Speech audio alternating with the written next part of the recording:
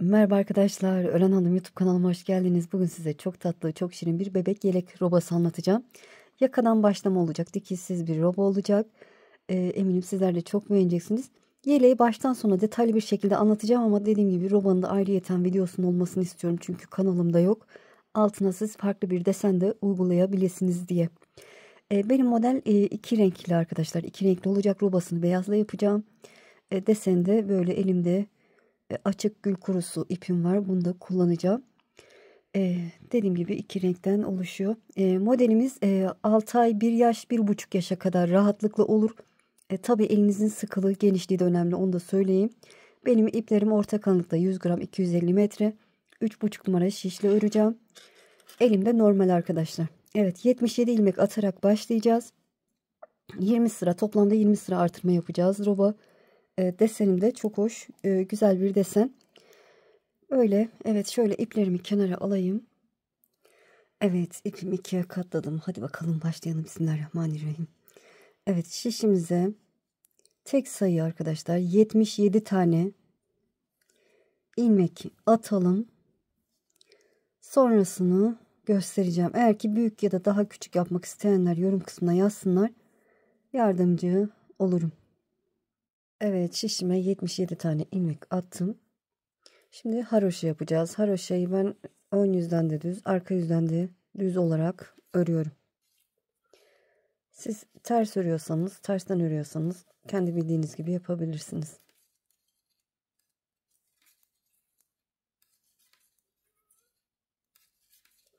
Evet, haroşa örerek sıranın sonuna kadar gelelim. Evet, sıranın sonuna yaklaştım. Son 2 ilmeğim kaldı. Onları da haroşa örüp sıramı tamamlıyorum.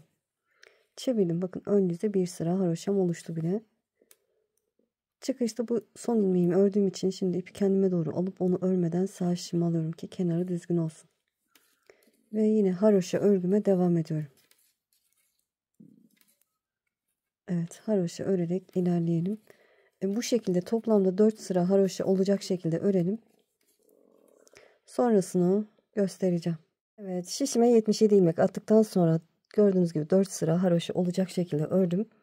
Şimdi roba artırmalarına geçeceğiz. Roba artırmalarım ne kadar olacak? Önler 15 ilmek, kollar 9 ilmek, arka beden 25 ilmek olacak. Artırma ilmeğimde birer tane olacak. Birer tane, toplamda 4 tane artırma ilmeğimiz var zaten biliyorsunuz. Burada kenar bandı da 7 ilmek olacak arkadaşlar. Evet, artırmalarımıza başlayalım. Dediğim gibi ön beden 15 ilmek olacak. 15 ilmek örelim. 2, 3, 4, 5, 6, 7 düz örüyorum. Haroşayı da düz ördüğüm için düz örerek ilerliyorum arkadaşlar. 3, 6, 7, 8 ilmek örmüşüm. 9, 10, 11, 12, 13, 14, 15. 15 ilmek ördükten sonra bir doladım. Bir düz ördüm.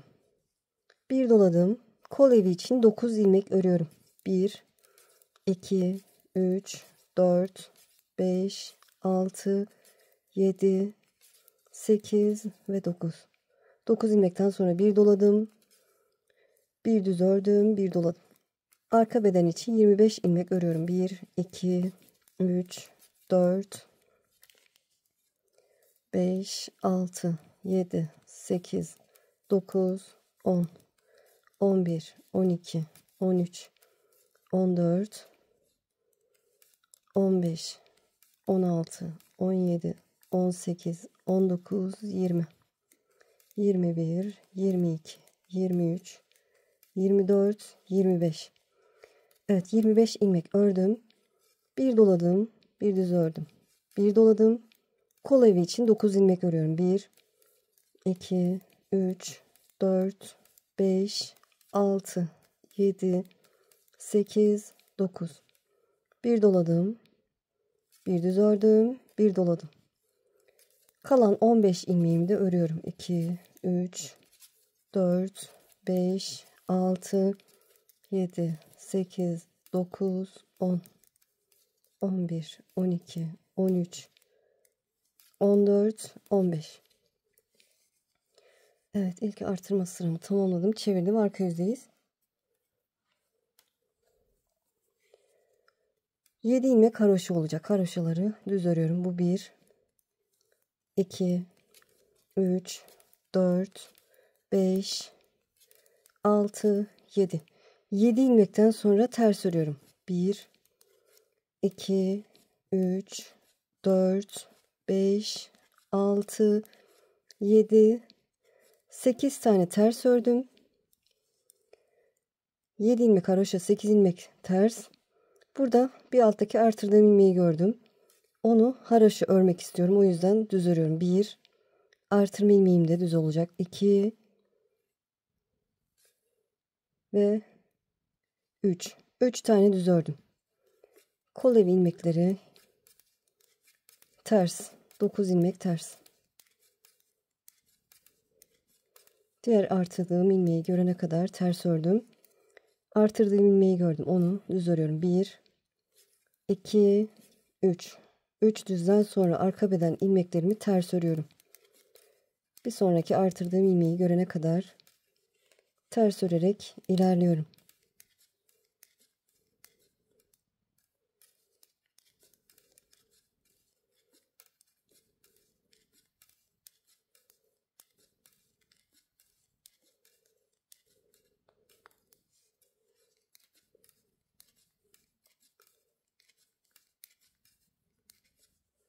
Evet, artırdığım ilmeği gördüm. Onu düz örüyorum. 1, 2, 3 tane düz ördüm. Diğer artırdığım ilmeği de düz ördüm. Sonra ters örüyorum. Kol evi ilmekleri. 1, 2, 3, 4, 5, 6, 7, 8, 9 ters ördüm. Ve artırdığım ilmeği gördüm. Düz örüyorum. 1, 2, 3 tane düz. 8 ilmek ters. 2, 3, 4, 5, 6, 7, 8 tersten sonra kalan 7 ilmeğimi de haroşa örüyorum. 1, 2, 3, 4, 5, 6, 7. Evet, çevirdim. Ön yüzdeyim. Şöyle artırdığımız yerler belli oldu. Burada düğme iliği açalım arkadaşlar. 4 ilmek örelim. Bu 1, 2, 3, 4. 4 ilmekten sonra bir doladım. Sıradaki 2 ilmeğin ikisini bir ördüm. Sıradaki ilmeğimi de örüyorum. 7 ilmek örmüş olduk kenar bandı için. 3, 6, 7. Düz örerek ilerliyorum. Evet, bir alttaki artırdığım ilmeği görene kadar. Bakın, bir altta burada artırmışım. 3 ilmeğim haroşa. O 3 ilmek haroşa görüntüsünden önceye bakın. En son düz ördüm. Bir doladım. 3 ilmek haroşamı örüyorum. 2, 3. Bir doladım. 9 ilmek düzümü örüyorum.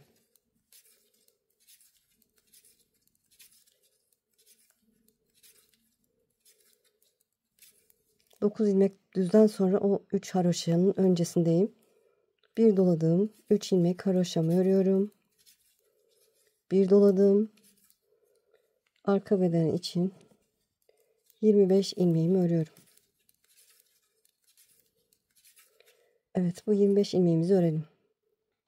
Evet, 25 ilmeğimi düz ördüm. Bir doladım. O haroşa ilmeklerimin öncesindeyim.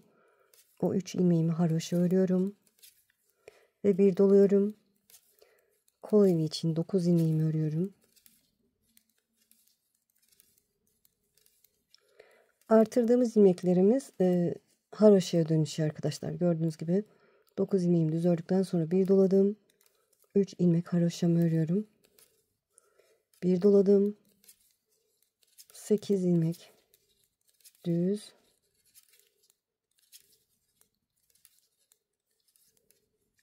Kalan 7 ilmek de haroşa. Haroşayı da düz ördüğüm için düz örerek sıramı tamamlamış oluyorum. Evet. İkinci artırma sıramızda tamamladık. Arka yüzde 7 ilmek haroşa. 2, 3, 4, 5, 6, 7. 7 ilmek haroşadan sonra ters örüyorum. 8 ilmeğimiz sabit. ters ördük. Bir alttaki artırdığımız ilmeği gördük. Onu haroşaya çeviriyoruz. Yani düz örüyoruz. 1, 2, 3, 4, 5. 5 tane düz ördük. Sonra 9 ilmeğimiz ters kol evi için.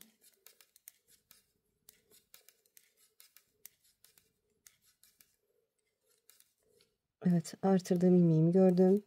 Haroşa örüyorum. 1, 2, 3, 4, 5. Ve arka beden için 25 ilmeğimi ters örüyorum. Evet, 25 ilmeğimizi ters örelim. Evet, 25 ilmeğimi ters ördüm. Alttaki artırdığım ilmeğe geldiğim onu haroşa örüyorum. 1, 2, 3, 4, 5. 5 ilmek haroşadan sonra ters örerek ilerliyorum. Diğer artırdığım ilmeği görene kadar. Saymamıza da gerek yok aslında. Böyle artırdığım ilmeği gördüm. Onu haroşa örüyorum. 1, 2, 3, 4, 5. Sonra ters örüyorum. Son 7 ilmek haroşa olacak. Evet, 3, 6, 7 ilmeğimi de haroşa örüyorum. Düğmeli artırmasında haroşa.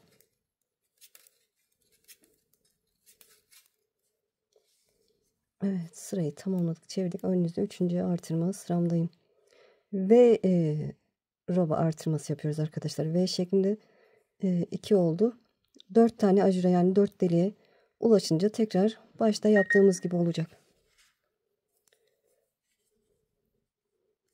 Evet, şöyle artık bilirsiniz ama yeni öğrenenler için detaylı anlatacağım. 7 ilmek haroşamı ördükten sonra düğme iliğinde 13 ya da 14 sırada bir açacağız arkadaşlar. 7 ilmek haroşadan sonra düz örüyorum. Bir alttaki artırdığım ilmeği, bir alttaki değil de ön yüzdeki artırdığım ilmeği görene kadar bakın. Belli zaten, bariz, ya da haroşa ilmeklerimizi görene kadar diyelim. Düz ilmeklerimi ördüm. Bir doladım. 5 ilmek haroşamı örüyorum. 1, 2, 3, 4, 5. Bir doladım. Kol evi ilmeklerini örüyorum. Dediğim gibi saymaya da gerek yok. Kendisini belli ediyor. Evet, bakın haroşa ilmeklerimi gördüm. Öncesinde bir doladım. 5 ilmek haroşamı örüyorum. Bir doladım. Yine düz örerek ilerliyorum. Evet, diğer haroşa ilmeklerimi ya da artırdığım ilmeği bakın görene kadar örelim. Evet, şöyle düz ilmeklerimi ördüm. Bakın haroşa ilmeğimin öncesindeyim. Bir doladım. 5 ilmek haroşamı örüyorum. Bir doladım. Düz örerek ilerliyorum.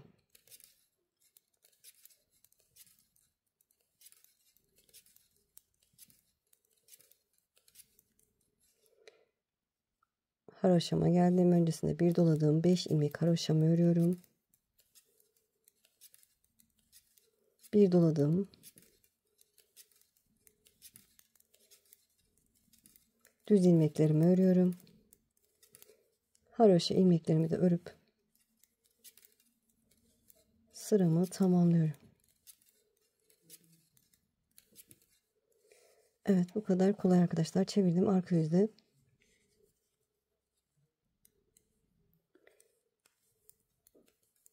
Yedi ilmek haroşamı örüyorum. 3, 6, 7. Ters örerek ilerliyorum. Tersleri ters, haroşaları haroşa örüyoruz. Artırdığımız ilmekler haroşaya dönüşüyor. Bakın bir alttaki artırdığım ilmeği gördüm. Onları haroşaya dönüşecek. 1, 2, 3, 4, 5, 6, 7 ilmek haroşa. Sonra ters örerek ilerliyorum.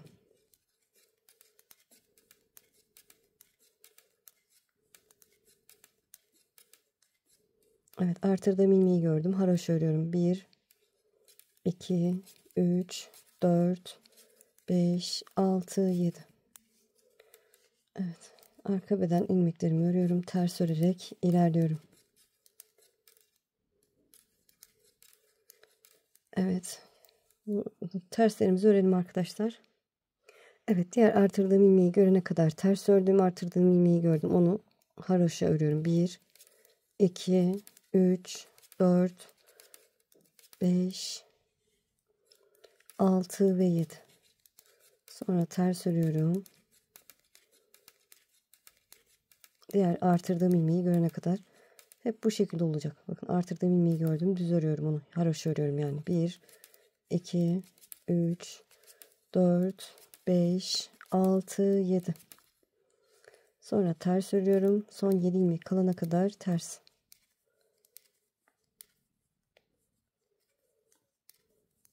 Son 7 ilmeğim kaldı. Onları da haroşa örüp sırayı tamamlıyorum. Çevirdim. Ön yüzde 4. artırma sırası. Bilirsiniz, bakın V şeklinde ilerliyor.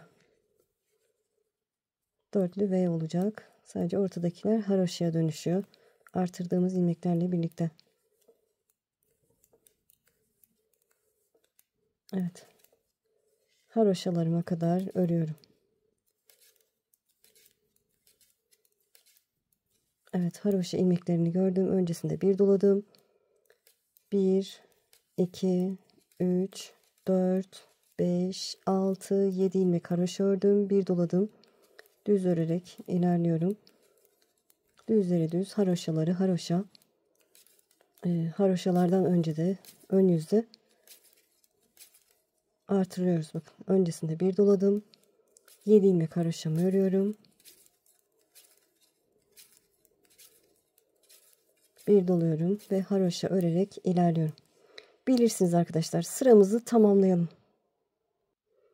Evet, ön yüzden sıramı tamamladım. Çevirdim, arka yüzdeyim. Arka yüzden ne yapıyorduk? 7 ilmek haroşamızı örüyoruz. Terslerimizi örüyoruz. Artırdığımız ilmeği görene kadar ters örüyoruz. Dediğim gibi saymaya gerek yok. Artırdığım ilmeği gördüm. Onu haroşaya çeviriyorum. Yani düz örüyorum. 1, 2, 3, 4, 5, 6, 7, 8, 9 tane haroşam oldu. Sonra ters örerek ilerliyorum. Diğer artırdığım ilmeği görene kadar. Evet, diğer artırdığım ilmeği gördüm. Haroşa örüyorum. 1, 2, 3, 4, 5, 6, 7, 8, 9. Sonra ters örerek ilerliyorum. Evet, bu şekilde ilerliyor. Sıramızı tamamlayalım arkadaşlar. Dediğim gibi artık bilirsiniz. Evet, arka yüzden sırayı tamamladım. Çevirdim, ön yüzdeyim. İlk V'mizi tamamladık arkadaşlar. Yani 1, 2, 3, 4 tane delik oluştu. Şimdi ne yapacağız? İlk başta yaptığımız gibi. Burada olduğu gibi yapacağız. Şöyle beraber yapalım. 7 ilmek haroşamı örüyorum. Ve düz ilmeklerimi örüyorum.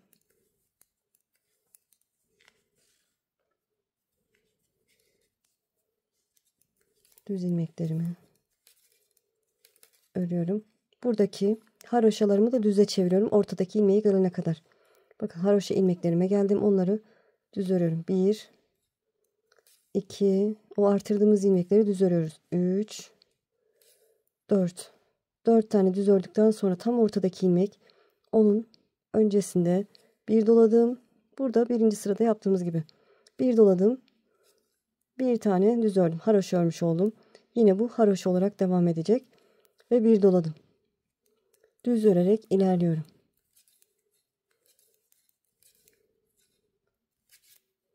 İkinci V'mize başlamış olduk. Ve düz örerek ilerliyorum diğer artırma ilmeğime kadar. Evet. Haroşalarıma kadar ördüm. Buradaki haroşalar düze çevrilecek. 4 tanesi. 1, 2, 3, 4. 4 ilmekten sonra bir doladım. Bir düz ördüm. Ya haroşa olacak ama düz ördüğüm için düz diyorum arkadaşlar. Bir doladım. Bu 4 ilmek haroşamı düz örüyorum. ve yoluma devam ediyorum. Evet, buraya kadar gelelim, burayı da göstereceğim. Evet, haroşa ilmeklerime kadar geldim. O haroşa ilmeğimi 1 2 3 4 tanesini düz ördüm, bir doladım. Tam ortadaki ilmek arkadaşlar, bir doladım. Bir tane haroşam oldu. Bir doladım ve düz örerek ilerliyorum.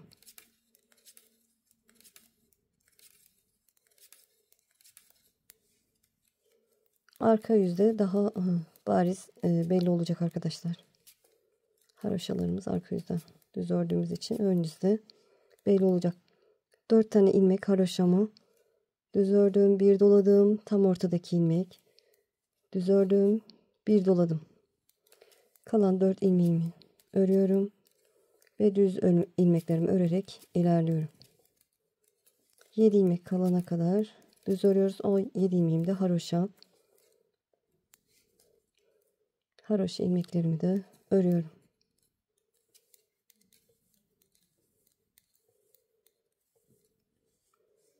Evet, çevirdim.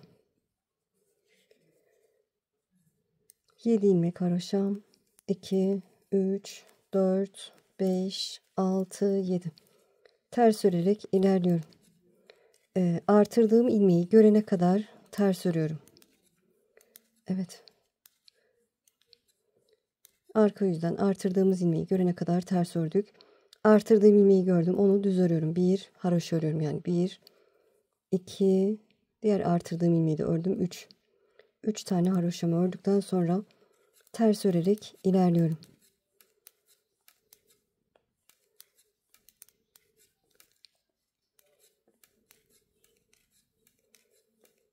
Artırdığım ilmeği görene kadar ters örüyorum. Evet, gördüğünüz gibi artırdığım ilmek karşımda, onu haroşa örüyorum. 1, ortadaki ilmek haroşa 2, diğer artırdığım ilmek haroşa 3. Sonra ters örerek ilerliyorum. Evet, diğer artırdığımız ilmeği görene kadar ters örelim. Evet, diğer artırdığım ilmek karşımda, onu haroşa örüyorum. 1 2 3, sonra ters örerek ilerliyorum.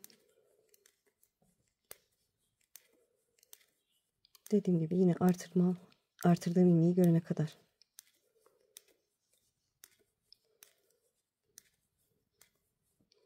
Evet, artırdığım ilmeği gördüm, onu haroşa örüyorum. 1 2 ve 3. Sonra ters örerek ilerliyorum.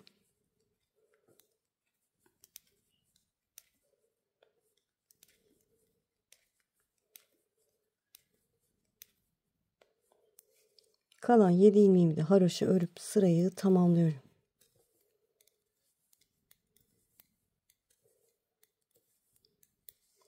Çevirdim, ön yüzdeyim. V'nin ikinci artırma sırası. Burada ikinci artırmada ne yaptıysak aynı işlemi yapacağız. Ama artık bilirsiniz. Şöyle yine kısaca göstermeye çalışacağım. 7 ilmek haroşamdan sonra düz örerek ilerliyorum.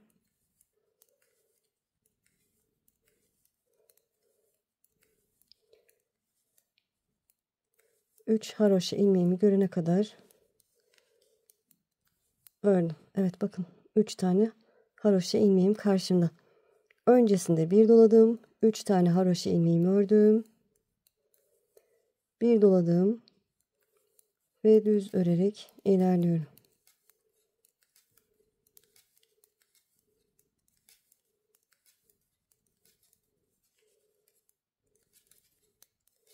İlk defa yapacak olanlar için detaylı gösteriyorum. Eminim çoğunuz anladınız.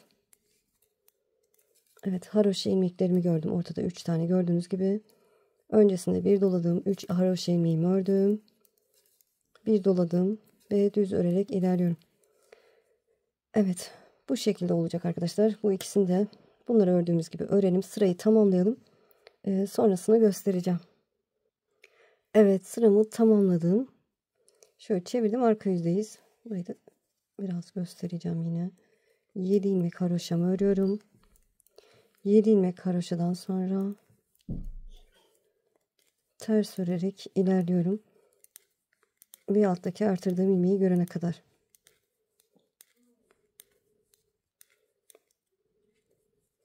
Evet bakın bir alttaki artırdığım ilmek karşında onu haroşa örüyorum. 1, 2, 3, 4, 5.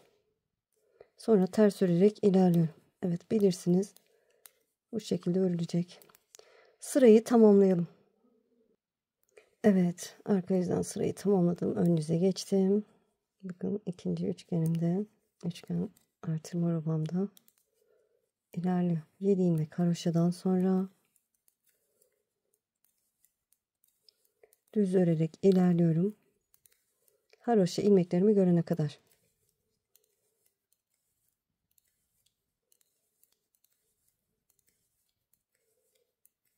Evet haroşa ilmeklerimi gördüm. Öncesinde bir doladım. 1, 2, 3, 4, 5 ilmek haroşamı ördüm. Bir doladım. Ve düz örerek ilerliyorum. Diğer haroşalarımı görene kadar. Evet bu şekilde yapacağız arkadaşlar. 3 oldu bakın artırmalarım. Buradaki gibi 4 olana kadar yapalım. Sonra 3. üçgenin böyle başını göstereceğim size. Bu şekilde ilerleyelim. Evet ikinci V şeklindeki desenini de tamamladım. Şöyle ajurları 1, 2, 3, 4 tane oldu. Şimdi üçüncüye başlayacağız. Toplam 5 defa bu deseni yapacağız arkadaşlar. Evet şöyle kısaca üçüncüyü de göstereceğim başlangıcını. İlk ilmeğimi örmeden aldım. 7 ilmek haroşamı örüyorum. Sonra düz örerek ilerliyorum. Haroşa ilmeklerimi görene kadar örüyorum.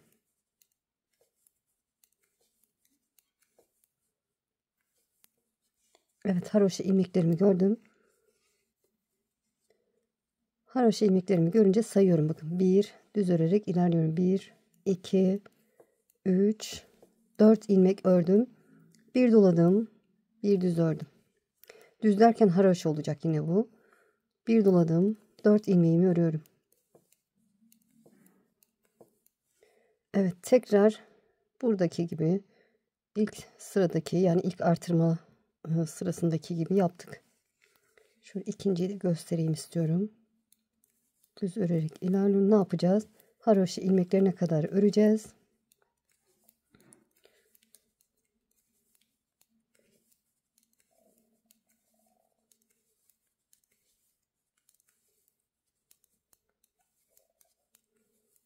Evet haroşa ilmeklerime kadar ördüm. Haroşalarımı örüyorum. Hem sayıyorum hem örüyorum arkadaşlar. 1, 2, 3, 4 tanesini ördükten sonra tam ortadaki ilmek onun öncesinde bir doladım. Ortadaki ilmeğimi ördüm. Bir doladım. Sonra yoluma devam ediyorum. Diğer bakın 4 tanesini ördük. Diğer haroşa ilmeklerimi görene kadar. Evet bu şekilde ayarlarsınız. Şöyle diğer düğmeliğini de göstereceğim arkadaşlar.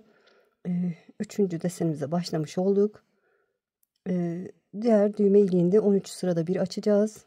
Onu da göstereceğim size. Bu şekilde devam edelim. Sonrasını göstereceğim.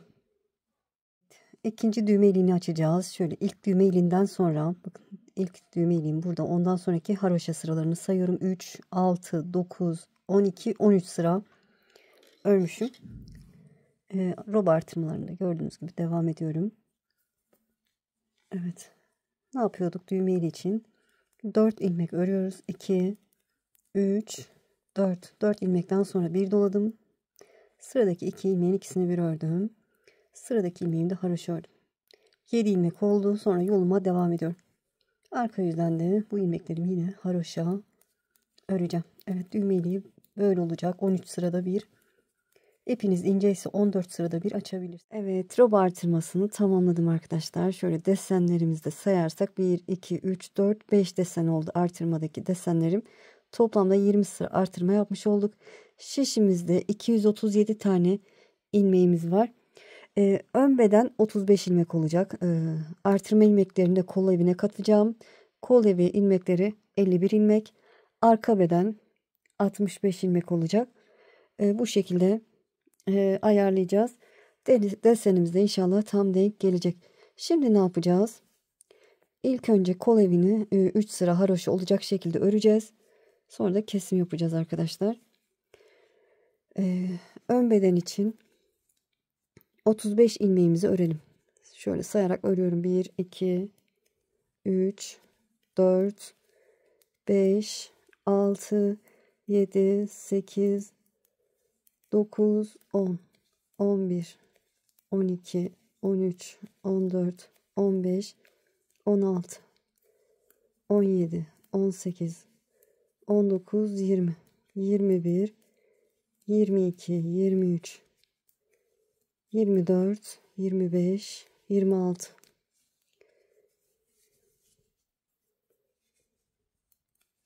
27, 28, 29, 30, 31, 32, 33, 34, 35. Evet, 35 tane ilmeğimi ördüm ön beden için.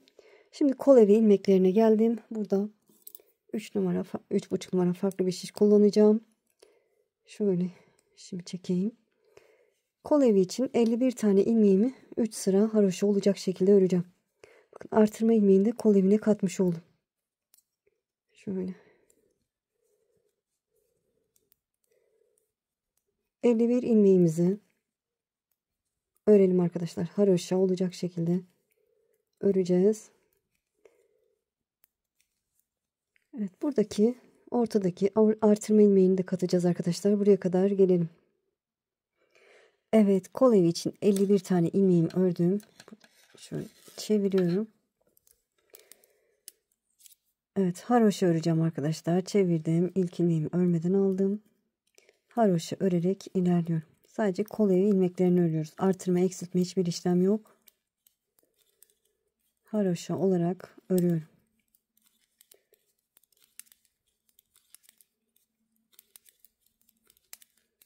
Evet, şöyle ön yüzde bir sıra haroşam oluşuyor bile. 3 sıra haroşa olacak şekilde örelim. Sonrasını göstereceğim. Evet, 3 sıra haroşa olacak şekilde ördüm. Şimdi kesim yapacağız. İlmeğimi yönü çevirdim. Sol şişime aktarıyorum. İkisini bir örüyorum. İlmeğimi sol şişime aktardım. İkisini bir örüyorum. Ne sıkı ne geniş, nasıl ördüysem o şekilde kesim yapıyorum.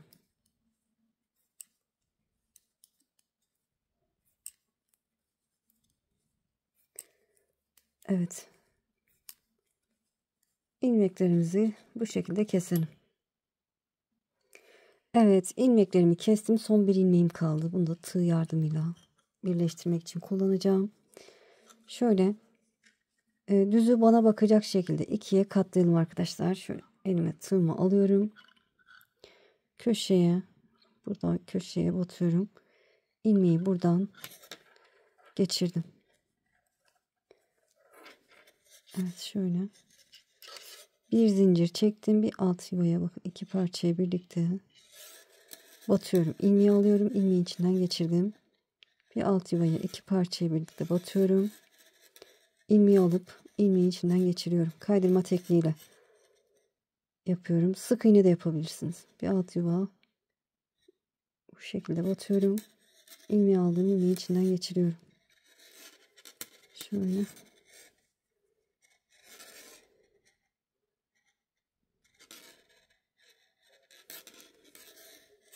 İlmeği aldım. İlmeği içinden geçirdim.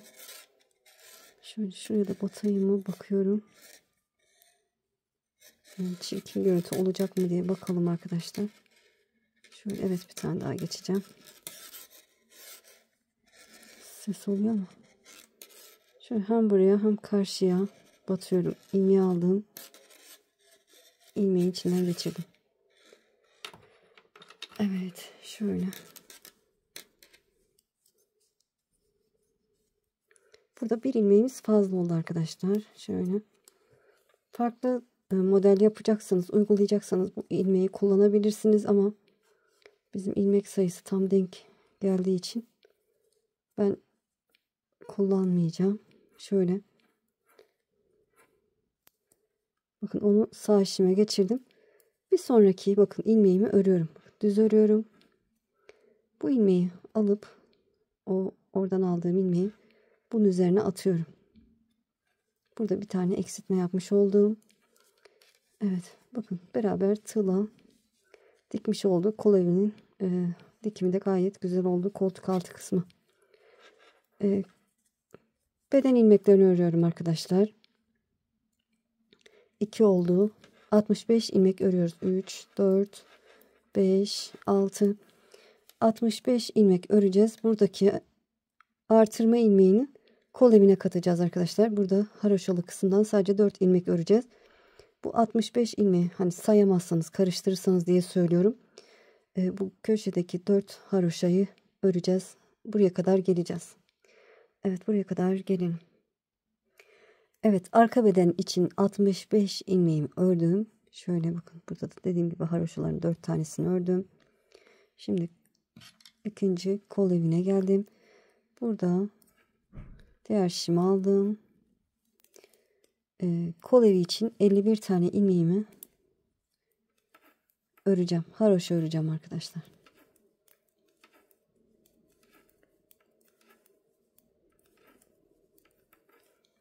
Evet, 51 tane ilmeğimi örüp döneceğim. Evet, kol evi için 51 tane ilmeğimi ördüm. Şöyle çeviriyorum. İlk ilmeği örmeden alıyorum. Yine haroşa örüyorum. Evet, 3 sıra haroşa olacak şekilde örelim. Sonra yine kesim yapacağız. Hatta kesimi de yapalım. Dikimi tekrar beraber yapalım. Evet, 3 sıra haroşa olana kadar örelim. Sonra kesimi yapalım. Sonrasını göstereceğim. Evet, 3 sıra haroşa ördükten sonra kesimi yaptım. Yine diğerini yaptığım gibi arkadaşlar. Şöyle düz taraftan yukarıya doğru bu diğer köşeye batıyorum. Buradan ilmeğimi aldım. Şöyle ilmeği aldım, buradan geçirdim. Bir zincir çektim. Bir alt sıra yuvaya, bir de karşıdaki yuvaya giriyorum tığ yardımıyla. İlmeği alıp şöyle ilmeğin içinden geçiriyorum. Evet, iki parçaya birlikte giriyoruz arkadaşlar, şu şekilde. İlmeği alıp ilmeğin içinden geçiriyorum. Bir sonraki yuva. Şöyle şişten dolayı biraz zor oluyor ama bir de kamera var. O yüzden bazen ne yaptığımı göremiyorum. Evet, aşağıya doğru bu şekilde ilmeği alıp ilmeği içinden geçiriyorum. Şöyle son olarak hem buraya hem de karşıdaki yuvaya giriyorum. İlmeği aldım. İlmeği içinden geçirdim. İlmeğimi genişlettim. Bu ilmeği sağ şişime aldım. Desenim için dediğim gibi ilmek sayım tam denk, o yüzden sıradaki ilmeği örüyorum. O ilmeği, bakın bir önceki ilmeği sol şişimle genişletip sağ şişimin önüne bırakıyorum. Yani artırdığım ilmeği, yani o fazla ilmeği kesmiş oldum. Ve yoluma devam ediyorum. Evet. Burada da dikimizi yapmış olduk. Gayet güzel oldu. Kol evi genişliği de gayet ideal. Evet. Sıramızı tamamlayalım arkadaşlar. Evet. Sırayı tamamladım. Robomuz bitti arkadaşlar. Arka yüzden devamını göstermeyeceğim. Çünkü artık desene başlamam gerekiyor. Şişimde toplamda 135 tane ilmeğimiz var. 135 ilmeğimiz var. Bu robanın altına dilediğiniz deseni uygulayabilirsiniz. Ya da benimle aynı deseni yapmak isterseniz inşallah birkaç güne tamamını paylaşacağım. Bekleyebilirsiniz. Bu robayı hazırlayıp o şekilde bekleyebilirsiniz. Böyle inşallah anlatımdan memnun kaldınız. Beni izleyerek yaptığınız için çok çok teşekkür ederim. Kanalıma abone değilseniz abone olursanız sevinirim. Abonelik tamamen ücretsiz. Videolarımı beğenip paylaşırsanız, yorum yaparsanız bana destek olmuş olursunuz. Şimdi değil, ileride örmek istiyorum derseniz de kaydet butonuna basın. Daha sonra kaydettiğiniz videolar arasında bulabilirsiniz. Sizi çok seviyorum. Kendinize iyi bakın. Allah'a emanet olun. Hoşça kalın.